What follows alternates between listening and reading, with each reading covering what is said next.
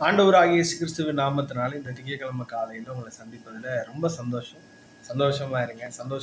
மறுபடியும் உங்களுக்கு சொல்கிறேன், சந்தோஷமா இருங்க. சந்தோஷமா இருப்பது தான் நம்முடைய பலன்.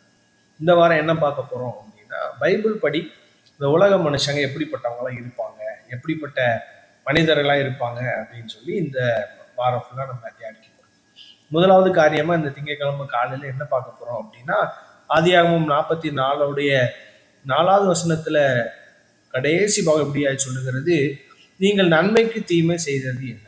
யோசேப்புடைய லைஃப்ல நடந்த ஒரு விஷயம் இது. யோசேப்பு தன்னுடைய சகோதரர்களை தன்னிடத்துல திருப்பும்படிக்கு அவன் வேணும்னே செய்த ஒரு விஷயம் தான்.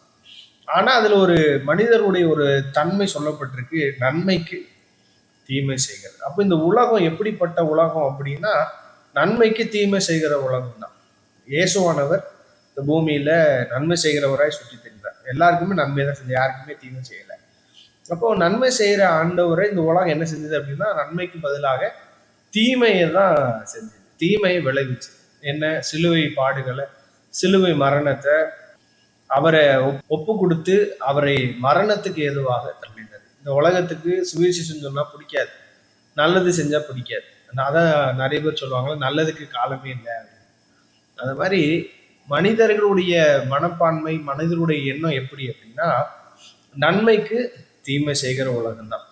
எவ்வளவு நன்மை செஞ்சாலும் பாருங்க, தீமை செய்யற ஒரு கூட்டம் இருந்துகிட்டே இருக்காது.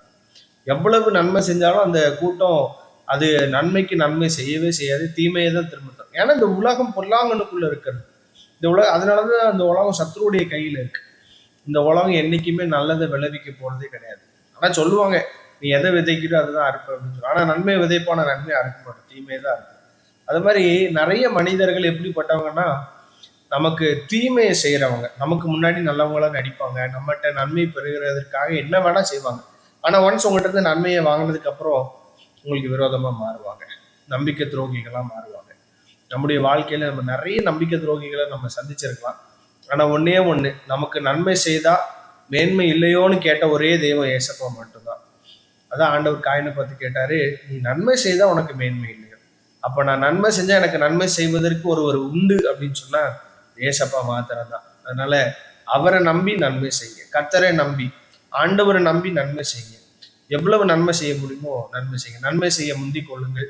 அதனால உங்களுடைய வாழ்க்கை கீழே போகாது, ஆண்டவர் உங்களை மேன்மைப்படுத்துவார். மனுஷங்க தீமை செய்யட்டும், நமக்கு விரோதமா என்ன வேணா பண்ணட்டும், காட் வில் பிளஸ் us. கவலையப்படாதீங்க, உங்களுக்கு ஒரு மேன்மை காத்திருக்கு. நன்மை செஞ்சுக்கிட்டே இருங்க. இந்த மனிதன் இப்படிதான், நன்மைக்கு தீமை செய்யறவன் தான், மறந்துடாதீங்க. God bless you.